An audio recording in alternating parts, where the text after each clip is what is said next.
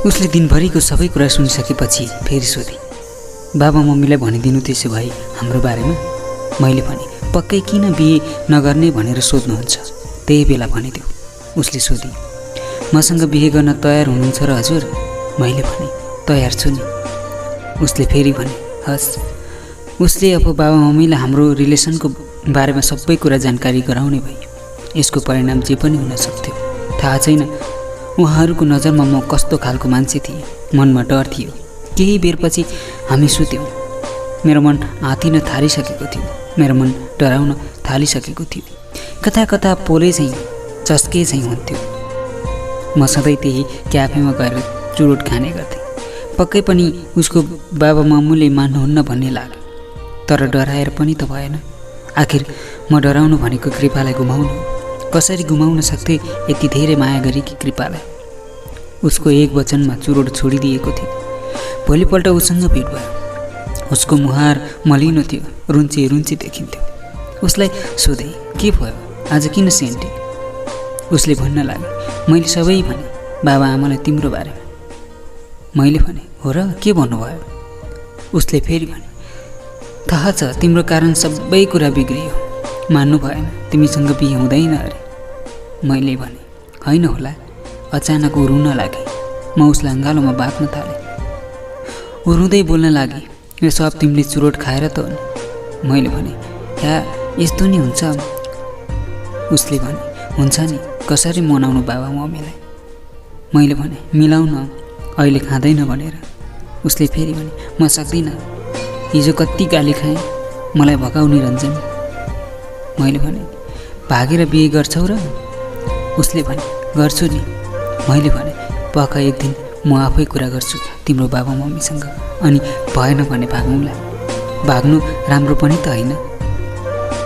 उसले भने, हस् छिटो गर, म सक्दिनँ छुट्टिएर बस्न। मैले भने, हस्।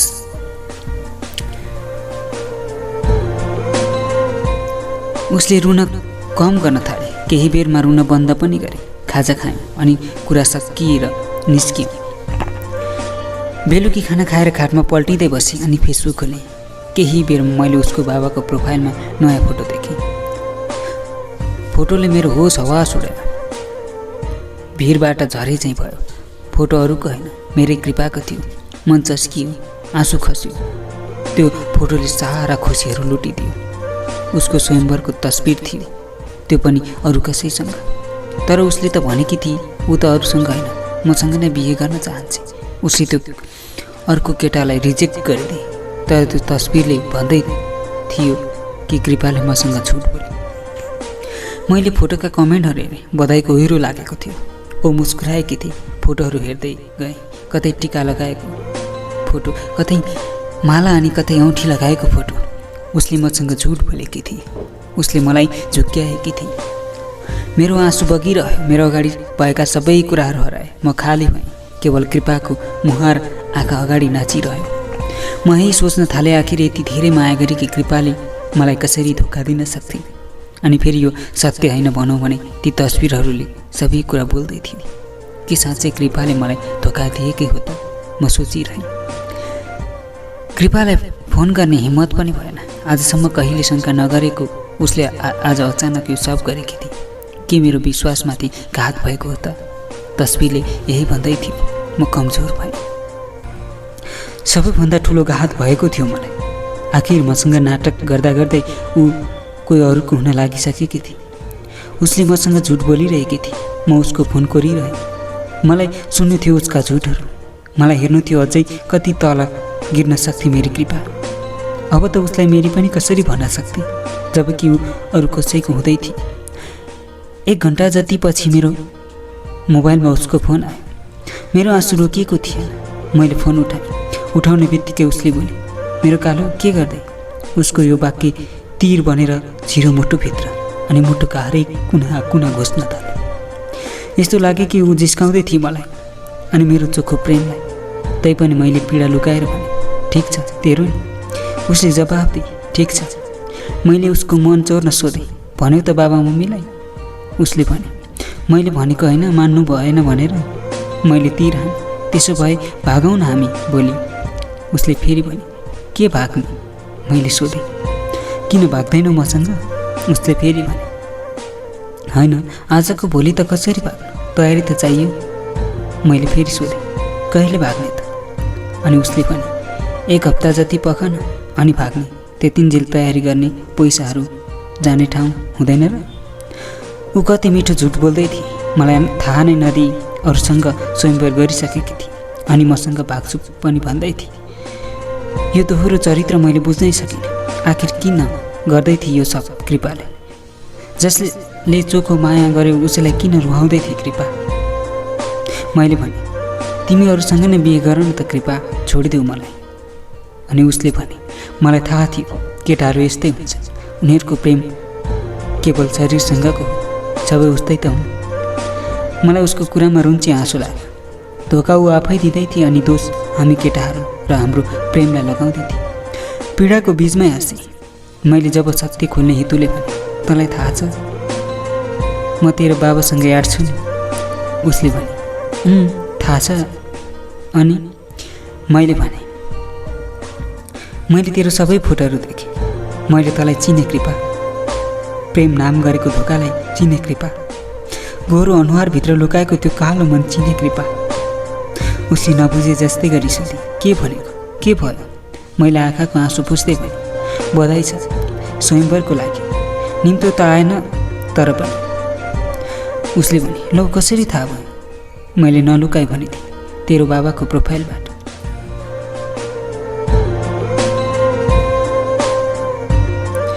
मैले यति भन्ने बित्तिकै उसले फोन काटिदिए। मैले फेरि पनि गरेँ, उठेन। एकैछिनमा उसको फोन अफ भयो। मैले फेरि फेसबुक खोलेँ अनि त्यसको ती तस्बिरहरू हेरेँ। फेरि उसलाई फोन लगाएँ, मोबाइल अफ थियो।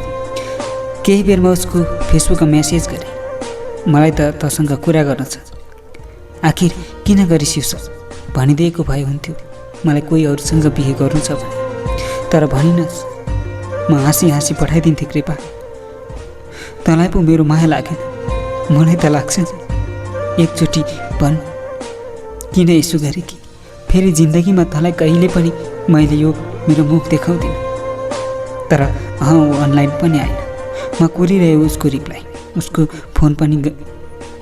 फोन पनि गरिरहेँ। न फोन आयो न त मेसेजको रिप्लाई पनि आयो।